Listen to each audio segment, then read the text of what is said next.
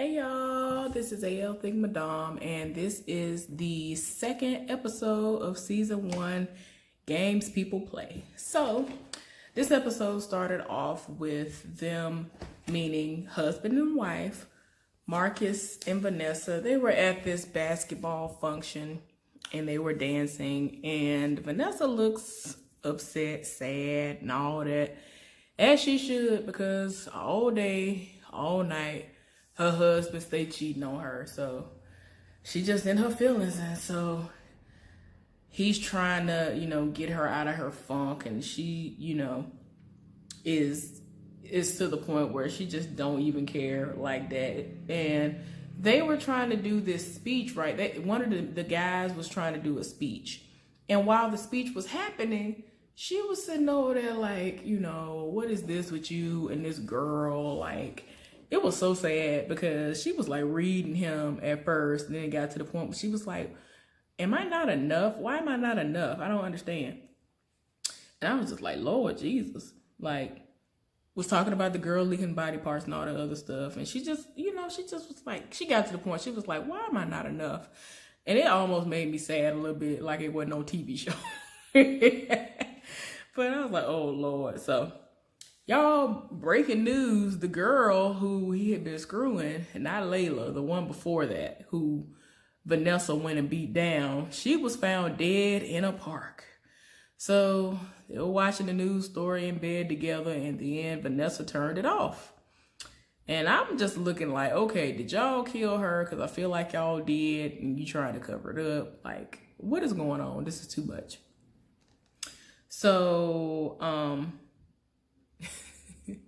like I said in the last video, they are making a point to show random clips of the pastor or the pastor's wife doing these videos like we see on TV, where the pastors are on there and act like they're ministering to us or whatever. So since the pastor is in a sex addict's rehab somewhere, his wife has taken over his television show and wants everybody to dig deep in their pockets and donate. And I'm just like, girl, if you don't go somewhere and sit down.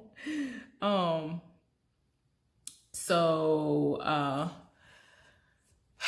she was about to go and take the baby somewhere, I think. And then his friend Kareem was over there. And so they waited for her to leave so they could discuss the money situation that was going on, where Kareem has like this loan shark or something going on, some kind of situation going on from back when he was in college. Might even go back as far as to when he was a child. I don't know. But y'all, it's some fishy going on, and we about to see. I thought that even before we got to the end of this episode. But anyway, so apparently whoever the people are, they want like 200 and something or 300 and something $1,000 or something like that. And it's like, okay, y'all doing too much. And he was even like, man, ain't nobody finna come up off of all that. Like, you doing the most. So apparently, like a lot of celebrities, they get sent things, all these elaborate gifts, and him and his wife have made a big closet out of those things. A lot of those things they never opened. And they're very nice and expensive things. And so he was like, well, maybe, we could work from this. Buying stuff we don't use, we've never used, we don't even look at it, we just store it in here and go on about our business. And I'm like, dang, y'all doing the least. So anyway, Nia and MJ are at work, and they are brainstorming, trying to come up with what the title of, I guess, Nia's interview will be. And she's not even really into it because she's in her feelings, because she is going to have to be the one who breaks this story about her line sister's man, her husband. And so she's really deep off in her feelings. And MJ was like, look, you need to give all that up. That ain't your real sister. That's just your line sister. That was from when you was in college. That was a long time ago. You need to let that go. You got your own life to live. I'm just like, Lord, y'all, you telling the truth, but I get where the point that she wants to allow her loyalty to remain to her friend. Like, you can tell it's really weighing on her, and she really does not want to go down that road. So, meanwhile, an autopsy is being done on the woman who was killed, the person who he was cheating with. They're doing an autopsy, and of course, they are getting evidence from under her fingernails, and unless they clean that very thoroughly, they're going to get Vanessa's DNA because, as we've already mentioned in the first episode, she scratched her neck. So, yeah, we gonna see. So the man seemed like he was done doing the autopsy, and then his phone starts vibrating, or so he thought. And he looked at his phone, it was like, he ain't see nothing. And so he, starts trying to seek out where the vibration is coming from, and it's coming from the body. The woman had on boots, and apparently she had her phone in her boots, and it was vibrating, and somebody was trying to get in contact with her. So he ended up taking the phone to this detective, and he was like, oh, that was quick. And he was like, yeah,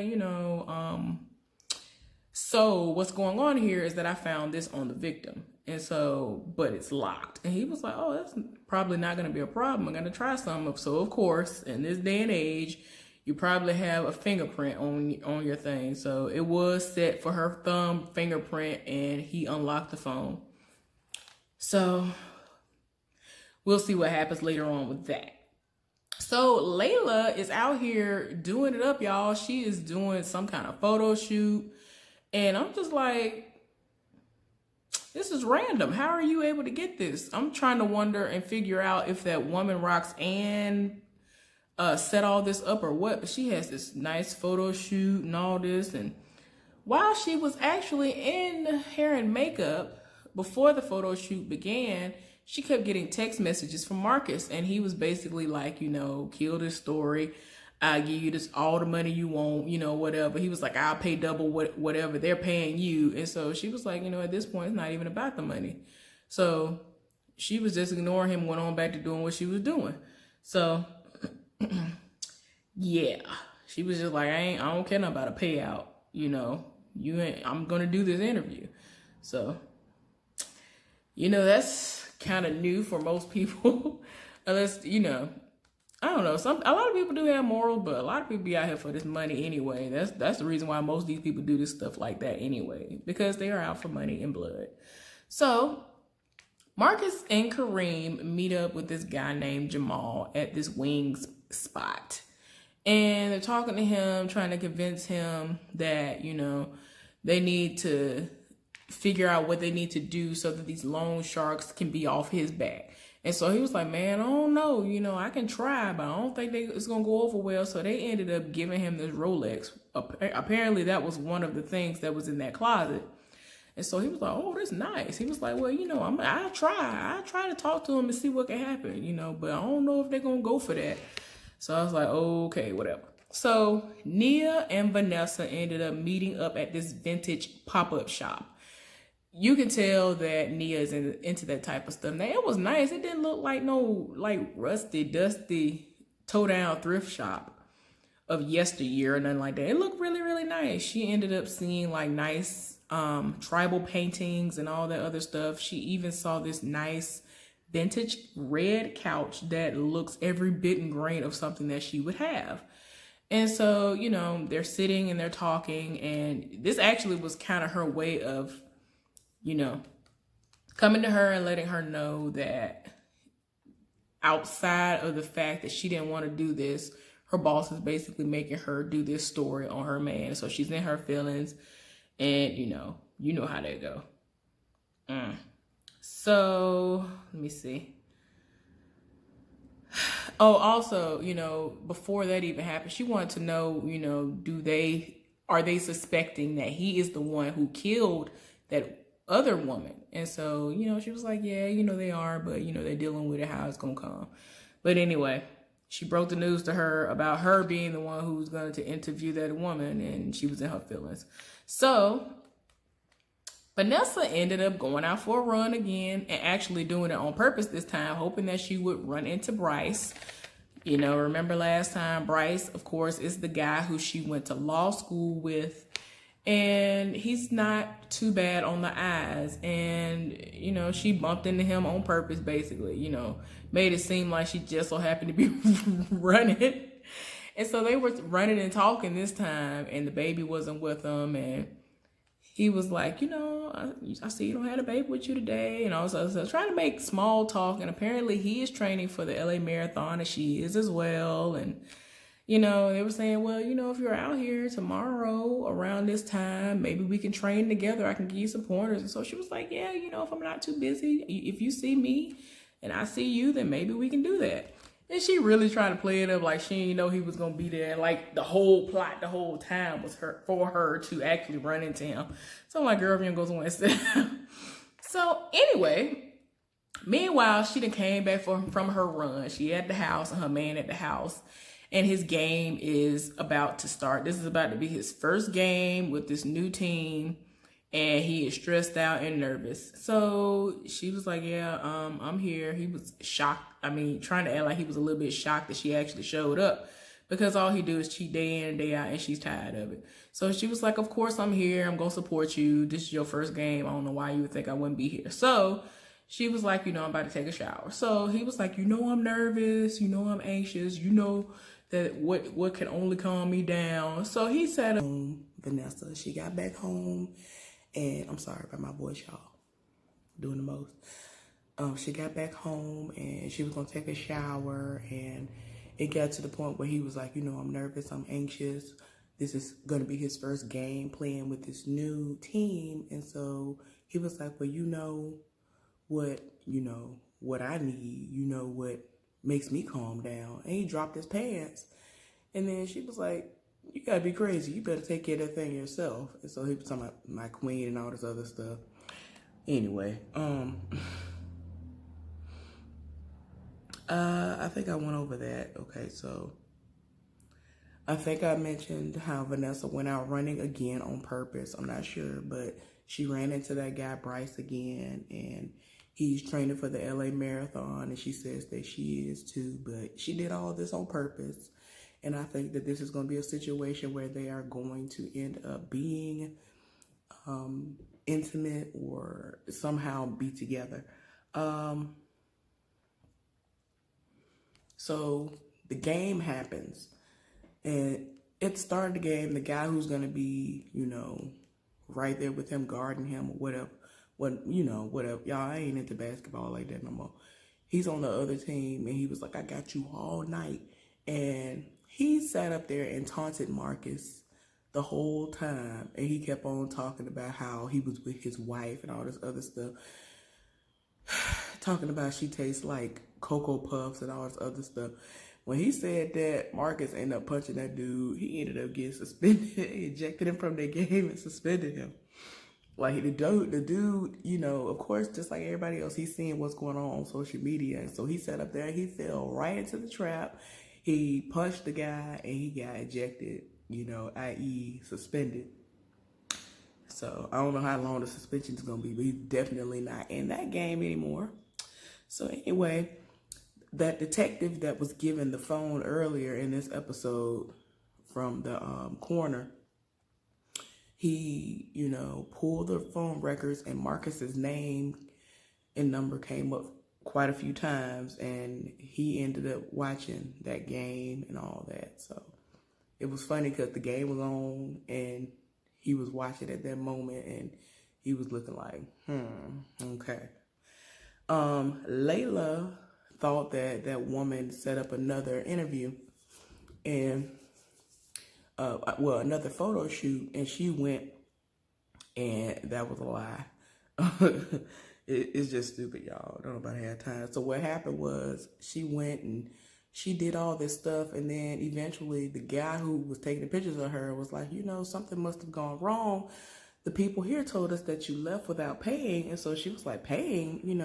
This person was supposed to pay, some guy. And come to find out, it was all a setup. It was a lie. And so she was like, okay, you know what? Send me the bill, So she ended up calling that woman Roxanne so she could do like this escorting type of thing to get some money.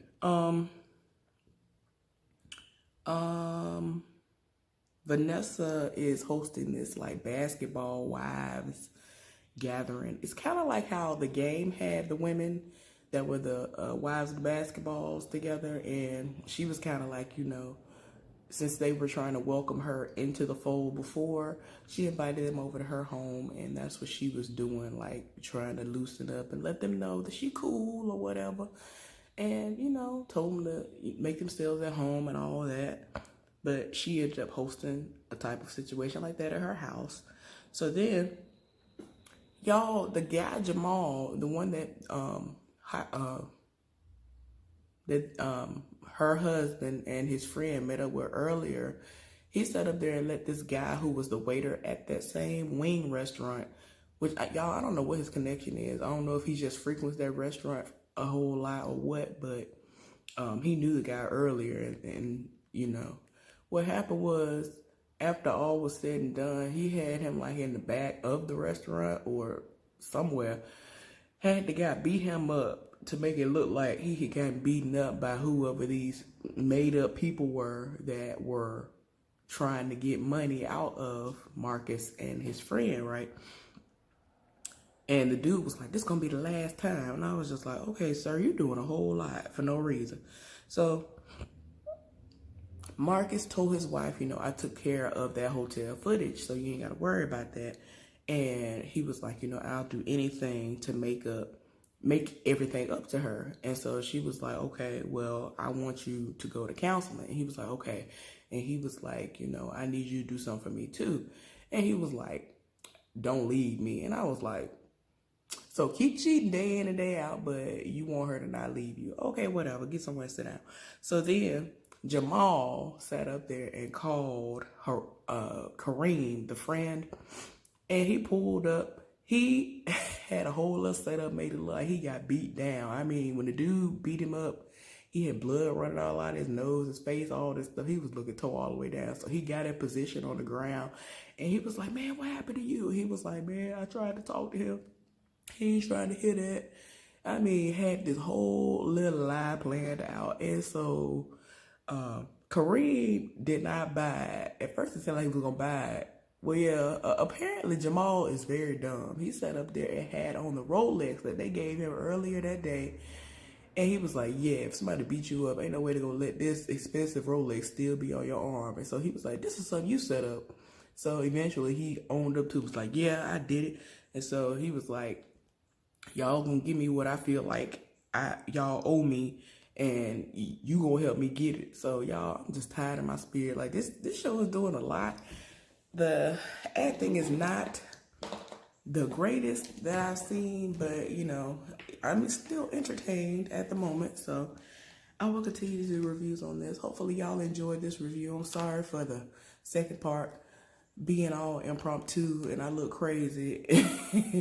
I'm trying to get this out before I, you know, go to work, get it done and all that.